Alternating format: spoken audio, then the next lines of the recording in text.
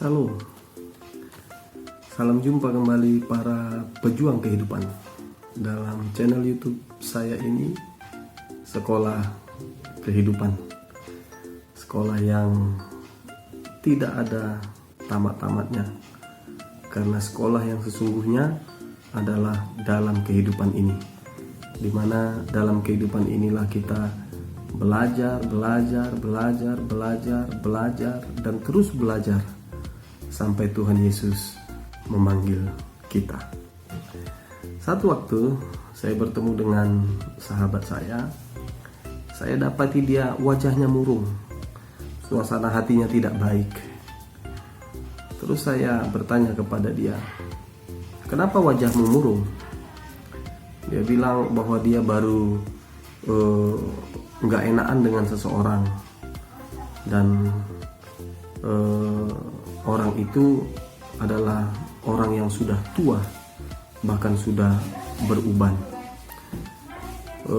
Dia merasa tidak dihargai, dia merasa tidak dihormati, dia merasa disepelekan. Ketika kami sedang berbincang-bincang, tiba-tiba lewatlah seseorang, dan ketika seseorang itu orang tua lewat, si sahabat saya ini serta-merta dia meludah ke tanah. Dia bilang, "Tuih." Saya bilang, "Kenapa kamu meludah?" Saya tidak sadar, tadinya saya tidak tahu bahwa yang menyepelekan dia itu, yang merendahkan dia itu adalah orang tua yang baru lewat itu tadi. Sehingga bagi teman saya, orang tua itu adalah orang tua yang rendah di matanya, sehingga hari-hari berikutnya, hari-hari seterusnya, memang setiap orang tua ini lewat, dia pasti meludah teman saya ini.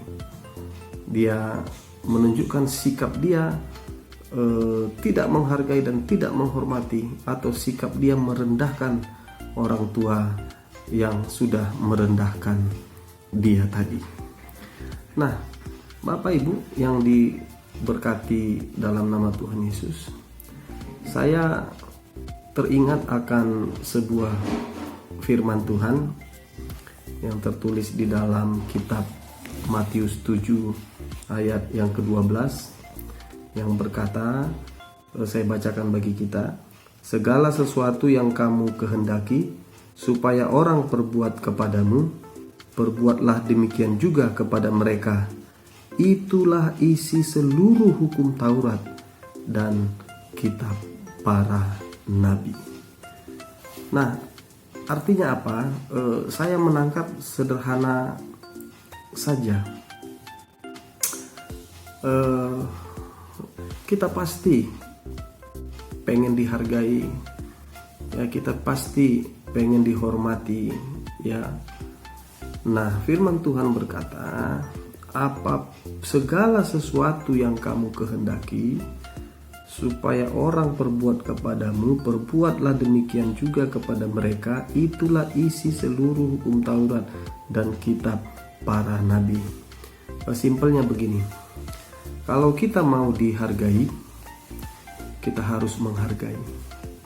Kalau kita mau dihormati, kita harus menghormati.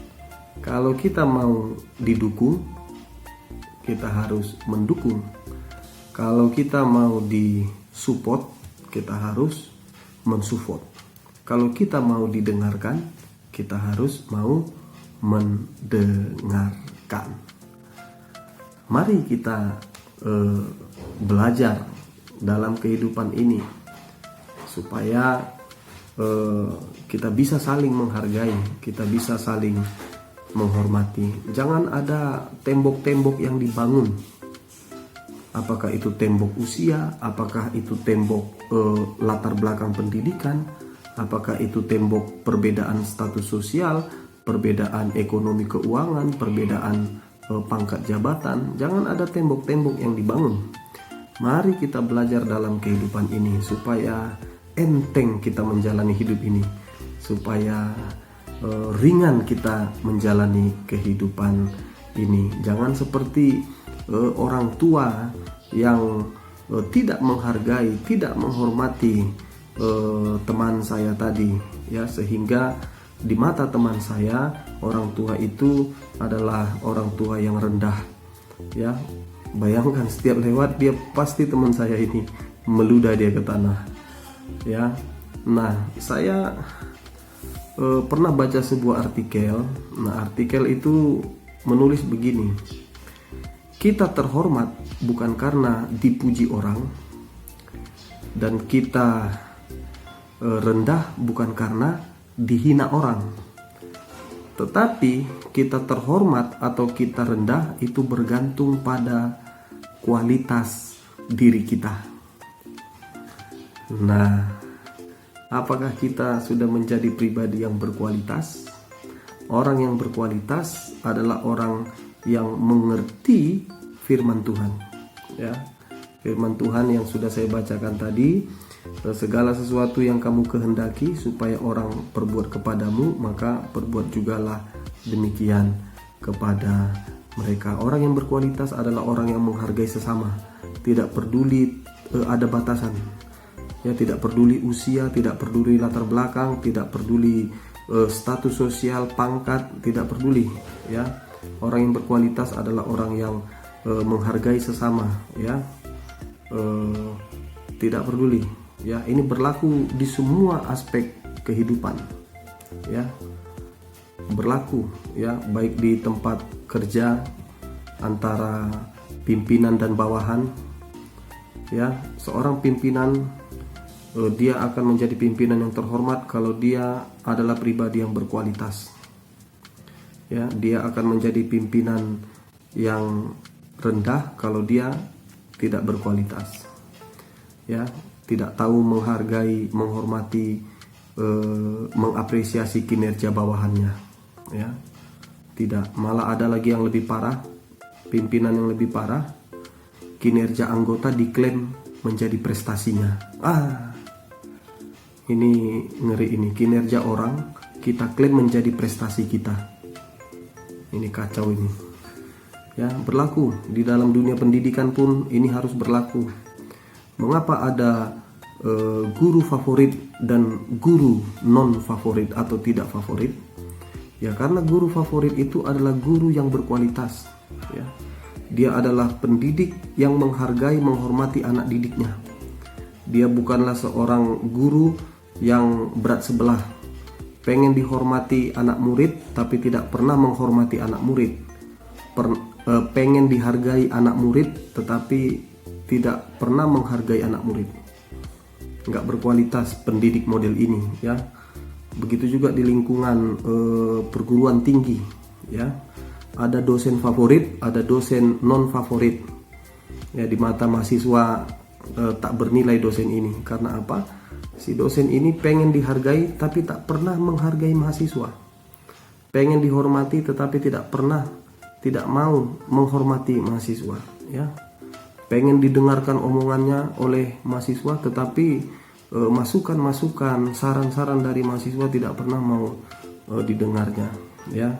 Sehingga dia menjadi dosen yang rendah di mata mahasiswa, ya. Ini berlaku di semua lini kehidupan kita selama kita hidup, ya, di tempat di mana kita berada, baik di lingkungan tinggal, baik di lingkungan sekolah, baik di lingkungan tempat kita bekerja, ya. Karena itu para pejuang kehidupan dimanapun kita berada, mari kita belajar, ya, supaya kita enak menjalani hidup ini, ya. Mari kita saling menghormati, mari kita saling menghargai, mari kita saling mendengarkan, mari kita saling mensupport, mari kita saling mendukung, bahkan yang terutama mari kita saling mendoakan, ya. Demikianlah renungan dalam sekolah kehidupan kali ini, sekolah yang tidak ada tamat-tamatnya ini, karena sekolah yang sesungguhnya adalah dalam kehidupan. Kita harus belajar dalam kehidupan ini, terus belajar. ya. Terus kita belajar sampai Tuhan Yesus memanggil kita. Demikian, Tuhan Yesus memberkati. Shalom.